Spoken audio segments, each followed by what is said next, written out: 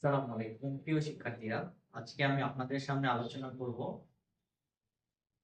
Intermediate হিসাব বিজ্ঞান দ্বিতীয় পত্র চতুর্থ নম্বর অধ্যায় নিয়ে আমি আজকে আলোচনা করব। যৌথ মূলধনী কোম্পানির মূলধন অতি গুরুত্বপূর্ণ একটা চ্যাপ্টার। এই চ্যাপ্টারে একটা আমরা গুরুত্বপূর্ণ অঙ্ক সমাধান করতে যাচ্ছি। প্রত্যেকেই মনোযোগ দিয়ে ক্লাসটা দেখবেন, খুব চমৎকার ভাবে আমরা অঙ্কটা সমাধান করার চেষ্টা করব। তো আসুন প্রথমে আমরা অঙ্কটা করে নিচ্ছি, এরপরে আমরা সমাধান করব। তো এখানে আমরা দেখতে পাচ্ছি Lipika and com limited share 100 টাকা মূল্যে 5000 শেয়ার নিবন্ধিত। কোম্পানি 10% অবহারে শেয়ার রেখেছে, এখানে শব্দটা 10% অবহারে 3000 শেয়ার জনসাধারণের মধ্যে ইস্যু করে। কোম্পানি 3500 শেয়ার আবেদন পায়। শেয়ার যথারীতি বিক্রি করা হয় এবং অতিরিক্ত আবেদনের টাকা আবেদনকারীদের ফেরত দেওয়া। এখন আমাকে যা করতে বলেছে, এখানে ক নম্বর বলেছে শেয়ার ইস্যু সংক্রান্ত জাবেদা, অর্থাৎ আমরা যে এখানে শেয়ার ইস্যু করেছি এই সংক্রান্ত আমাদের কি করতে হবে, জাবেদা দিতে হবে। এবং কি বলেছে ব্যাখ্যার প্রয়োজন নেই, ব্যাখ্যা আমরা দিব। এরপরে বলেছে কোম্পানির হিসাব বইতে ব্যাংক ও অবহার হিসাব প্রস্তুত। শিক্ষার্থী বন্ধুরা, আমরা জানি হিসাব প্রস্তুত করতে বলতে সেটা আমাদের কি করতে হয়, খতিয়ান করতে হয়। অর্থাৎ এখানে আমাদের 6 নম্বরে খতিয়ান করতে হবে। কার কার খতিয়ান করতে হবে, ব্যাংকের এবং অবহার হিসাবে। এরপরে গ নম্বর বলতে কোম্পানির আর্থিক অবস্থার বিবরণী তৈরি করা, অর্থাৎ আর্থিক বিবরণী আমাদের করতে বলেছে। এই প্রশ্নটা আমাদের Dhaka board, Dinajpur board, Jessore board, Sylhet board 18 সালে এসেছে। তাহলে বুঝতেই পেরেছেন 4টা বছর এই প্রশ্নটা এসেছে। তো আমরা গুরুত্ব সহকারে ক্লাসটা দেখব। তো এখানে প্রথম আমাদের ক নম্বর বলেছে জাবেদা করতে হবে ইস্যু সংক্রান্ত। তাহলে আমরা প্রথমে জাবেদার ঘরটা এঁকে নেব, কোম্পানির নামটা লিখে নিয়ে আমরা ক নম্বর অঙ্ক সমাধান শুরু করে দিচ্ছি। ক নম্বর জাবেদা দেব Lipika and com limited. Lipika and com limited. দ্বিতীয় লাইন লিখবো জাবেদা দাখিল। বাস এইটুকু লিখলেই হবে। এখন আমরা যে কাজটা করব, জাবেদার ঘরটা এঁকে নিব।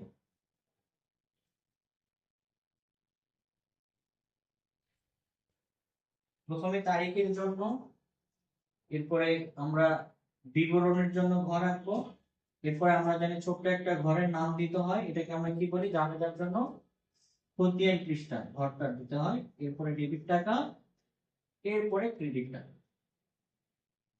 এইভাবে আমরা ঘরটা এঁকে নেব। আমরা নামগুলো লিখে দিচ্ছি, তারিখ, বিবরণ, খতিয়ান পৃষ্ঠা, ডেবিট টাকা, ক্রেডিট টাকা।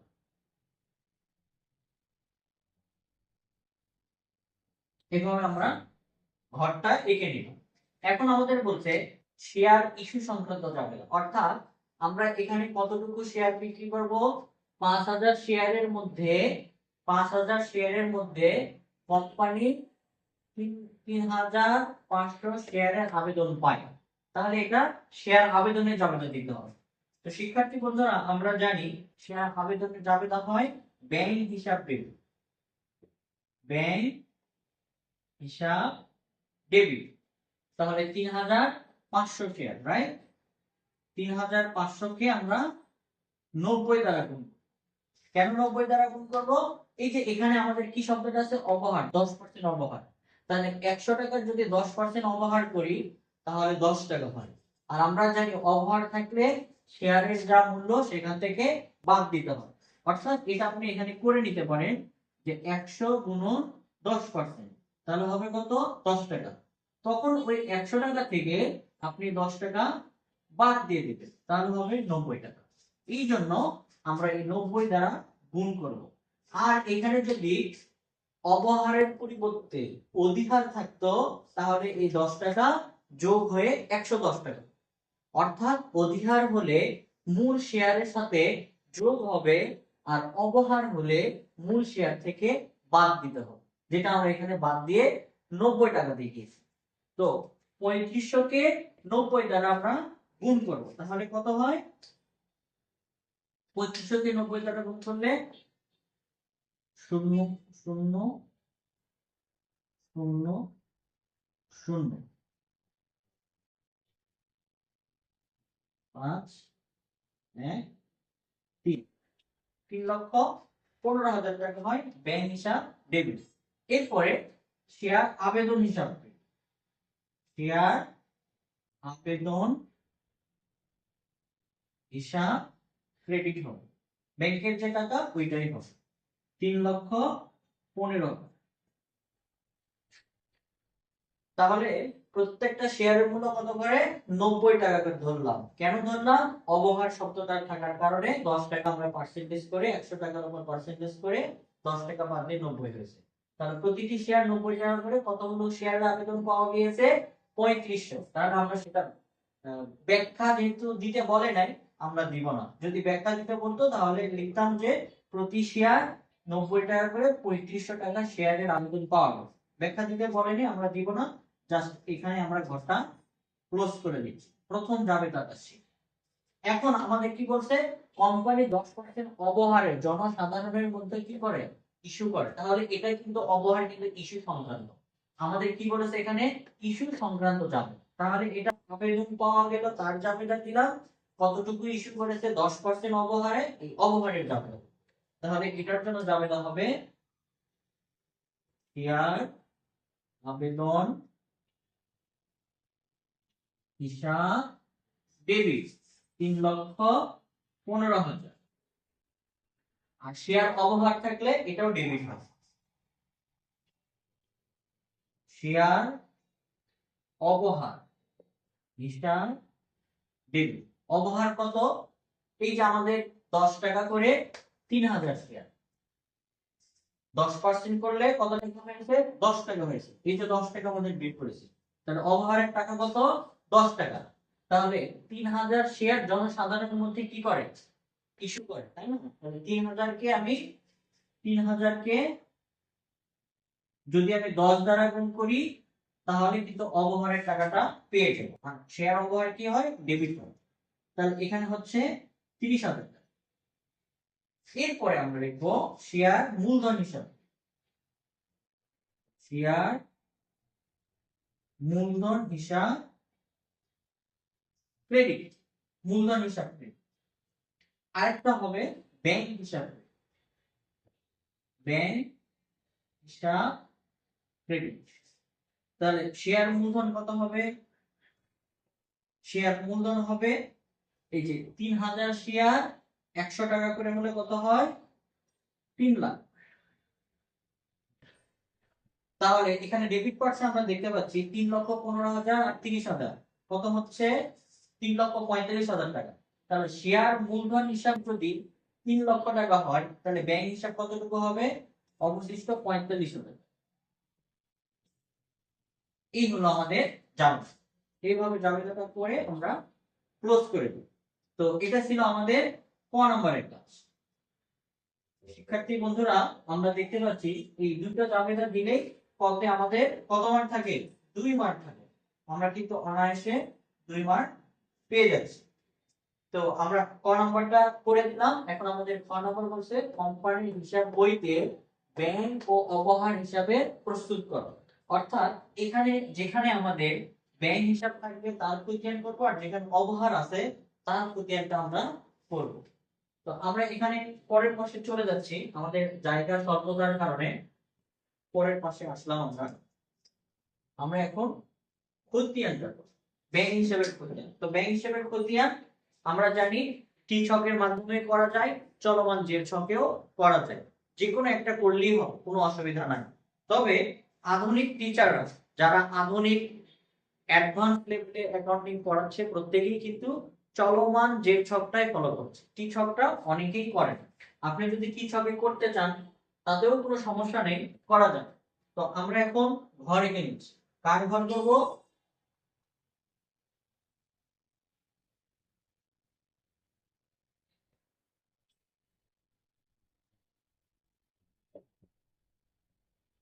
লিপিকা এন্ড কম এর ব্যাংক হিসাব করব।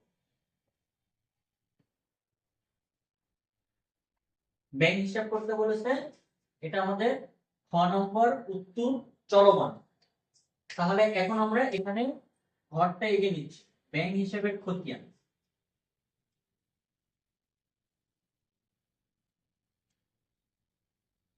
তারিখের জন্য আমরা একটা ঘর দিব, এরপর বিবরণের একটা ঘর হবে,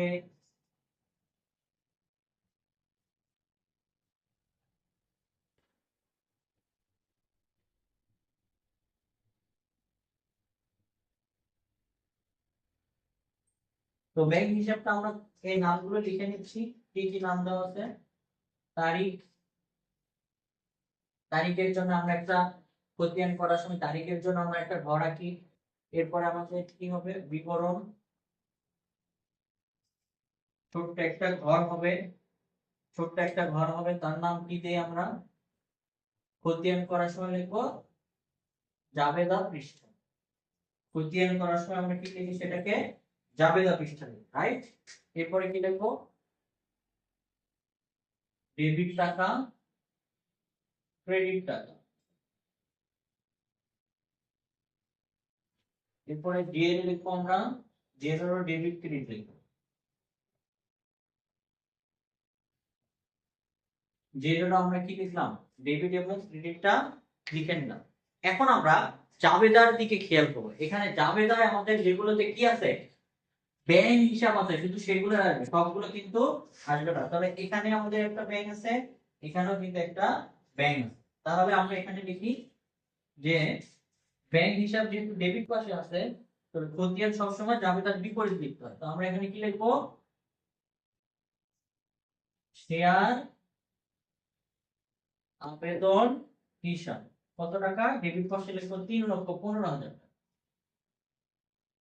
এখানেও কিন্তু 3,15,000 টাকাই লিখতে হবে।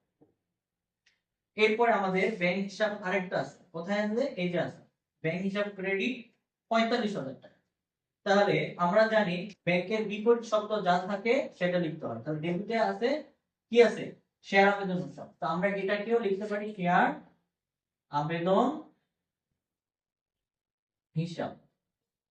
45,000 টাকা ক্রেডিটে আছে, তো আমরা ক্রেডিটে দিব। তাহলে এখানে আছে ডেবিট কত টাকা, 3,15,000 টাকা। তাহলে 3,15,000 টাকা থেকে যদি আমি 45,000 টাকা বাদ দেই, তাহলে কত হচ্ছে, 2,70,000। তো এই ছিল আমাদের কি হিসাব, ব্যাংক হিসাব। আমরা জাস্ট ক্লোজ করে দিই। আমাদের কিন্তু অলরেডি ব্যাংক হিসাবের খতিয়ানটা করে ফেলেছি।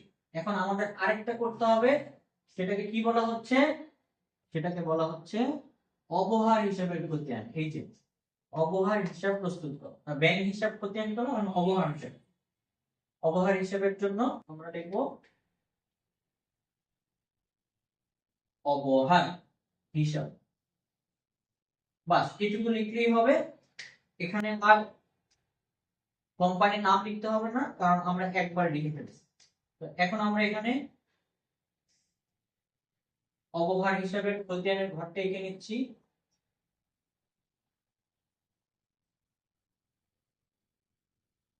আগেরটার মতোই, কোনো চেঞ্জ হবে না।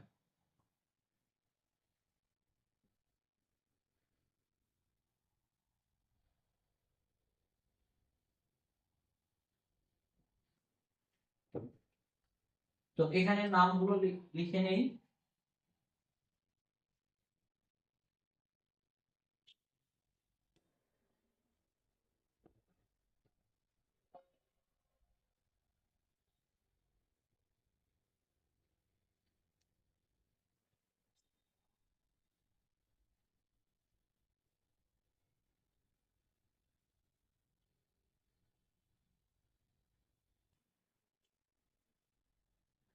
ডেবিট ক্রেডিট, ঠিক আছে। ব্যাংক হিসাব করার সময় আমরা যেরকম কি করেছি, যেখানে যেখানে যাবে তাই ব্যাংক শব্দটা ছিল সেই বিষয়গুলো লিখেছি, ঠিক না? তো এখন আমরা যে কাজটা করব, যেখানে যাবে দায় অবহার লেখা আছে শুধু সেই বিষয়টাই এখানে আসবে, অন্য কোনো বিষয় এখানে আমরা আনবো না। তো এখানে আমরা দেখতে পাচ্ছি দ্বিতীয় জাবেদায় আমাদের কি আছে, অবহার শব্দটা লেখা আছে। তো এই অবহার শব্দটার যেহেতু খতিয়ান করছি, আমরা বিপরীত নাম লিখবো। কি নাম লিখবো? শেয়ার মূলধন হিসাব। তাহলে এখানে অবহারের টাকা কত ছিল? অবহারের টাকা ছিল 30,000। তো আমরা এখানে লিখবো শেয়ার মূলধন হিসাব, শেয়ার মূলধন হিসাব। তাহলে অবহার কি ছিল? ডেবিট পাশে, তো আমরা এখানে ডেবিট পাশে দিব, এটারও ডেবিট পাশে দিব, বাস তাহলেই হয়ে গেল। এইভাবে কিন্তু আমরা অবহার হিসাবে খতিয়ানটাও করে ফেললাম। খ নম্বরের কাজ আমাদের এখানেই শেষ হচ্ছে। আমাদের অবশিষ্ট যে বিষয়টা করতে বলেছে সেটা কি? আর্থিক অবস্থার বিবরণ, কোম্পানির আর্থিক অবস্থার বিবরণী প্রস্তুত করতে হবে, এটা আমাদের গ নম্বর বলেছে। তো আমরা আর্থিক অবস্থার বিবরণী এখন করব। আমরা ওই পাশটা একটু মুছে দিতে যাচ্ছি, ওই পাশটা মুছে দিয়ে আমরা এখানে গ নম্বর।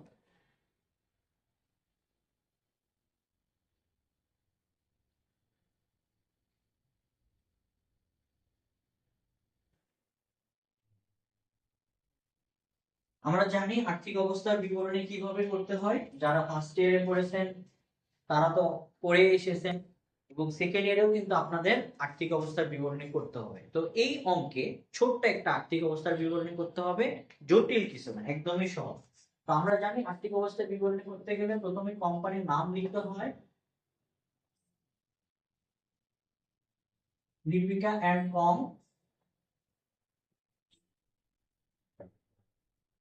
দ্বিতীয় লাইন লিখতে হয় আর্থিক অবস্থার বিবরণী।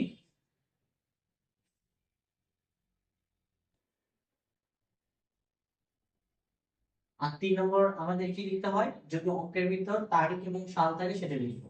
তো আমাদের এই অঙ্কে কিছুই নাই, 31 ডিসেম্বর 2000। যদি কোনো সাল থাকে তাহলে সাল লিখবো, না হলে ডট ডট ডট সমাপ্ত বছর, সমাপ্ত বছরের জন্য, দ্যাটস ইট। এটুকু লিখলেই হয়ে যাবে। আর্থিক অবস্থার বিবরণে আমরা ঘরটা এঁকে দিচ্ছি, বিবরণ টাকা টাকা, রাইট? বিবরণ টাকা। আমরা এইভাবে করব।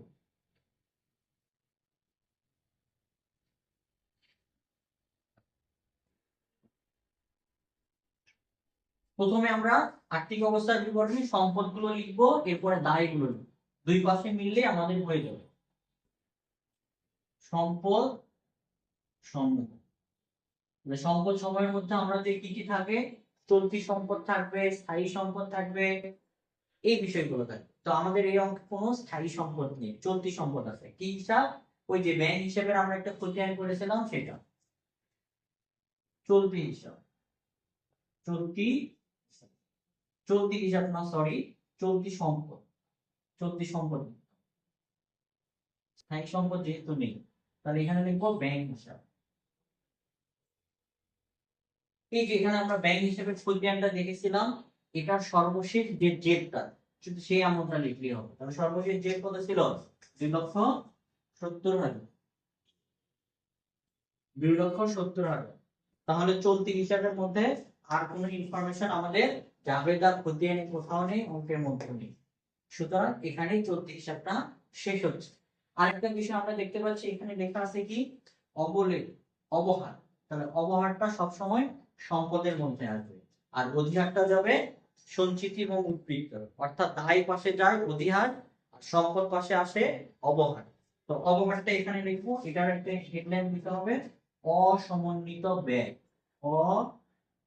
অসমন্বিত ব্যয় হিসেবে আমরা দেখি, অসমন্বিত ব্যয় বা খরচ সমূহ এই আকারে দেখাবো। এখানে আমরা দেখতে পাচ্ছি একটা হয়েছে অবহার, যতটুকু টাকা আছে ততটুকুই দেখালেই হবে। আমরা লিখবো শেয়ার অবহার, শেয়ার অবহার। কতটুকু? 30,000 টাকা। দুইটা যোগ করে দিয়ে 3 লক্ষ টাকা করে দিব। বাস। সম্পদের পাশে এই সম্পদের মধ্যে আর কোনো তথ্য আমাদের দেওয়া নেই, এই দুটো তথ্যই দেওয়া আছে, ব্যাংক হিসাব, শেয়ার অবহার। এই শেয়ার অবহারের টাকাটাও কিন্তু এখান থেকে নয়, আমরা ওই খতিয়ান থেকে যা পাবো সেটা নিব। অনেক সময় এখানে যোগ বিয়োগ হতে পারে, সেখান থেকে নিব।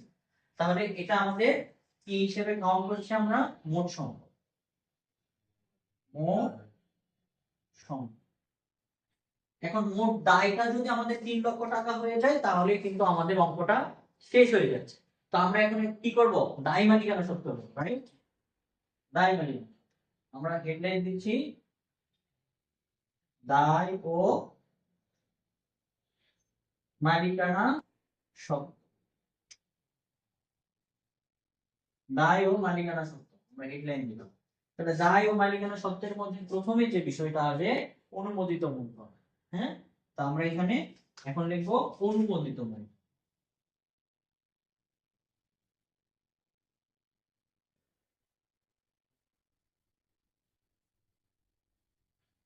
অনুমোদিত মূলধন। অনুমোদিত মূলধনের মধ্যে আবার শুরুতেই যেটা আসে শেয়ার মূলধন। অনুমোদিত মূলধনের মধ্যে প্রথমে যে বিষয়টা আসবে শেয়ার মূলধন।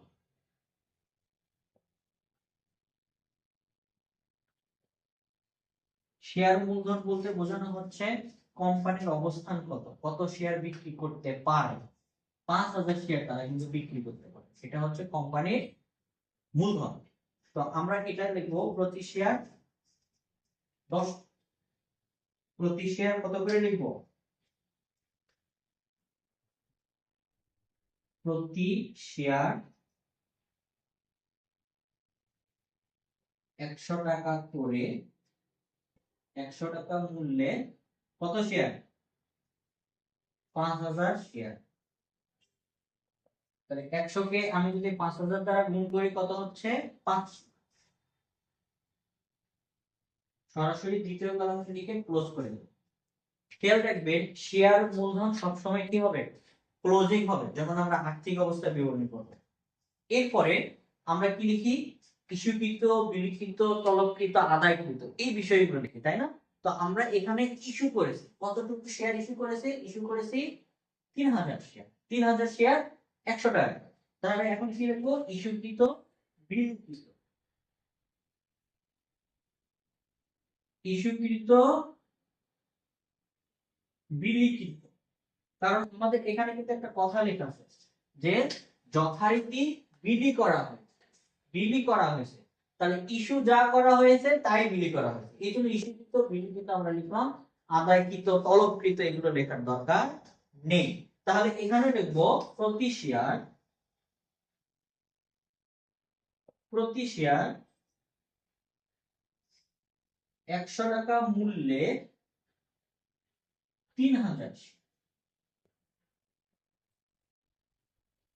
তাহলে 100 কে 3,000 দ্বারা গুণ করলে কত হবে? 3 লক্ষ। এটা আমরা ক্লোজ করে দিচ্ছি।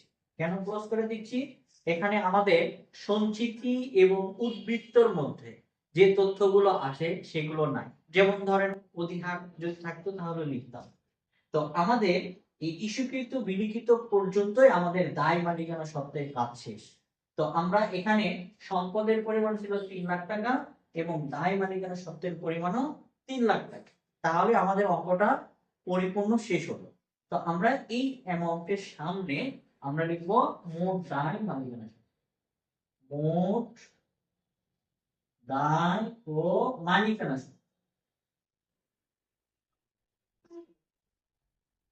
বাস, অঙ্কটা আমাদের শেষ হয়ে গেল।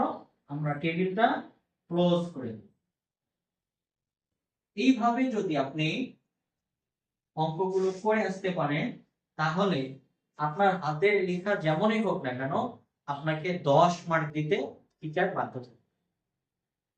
তো আজকের ক্লাসটা কেমন লেগেছে অবশ্যই আপনারা লাইক, কমেন্ট, শেয়ার করে আপনাদের মূল্যবান মতামতটা জানাবেন। পরবর্তী ভিডিও দেখার আমন্ত্রণ জানিয়ে আজকের ক্লাসটা এখানেই শেষ করছি। দেখা হবে অন্য কোনো ক্লাসে। মেধা আপনার বিকশিত করার দায়িত্ব আল্লাহ হাফিজ।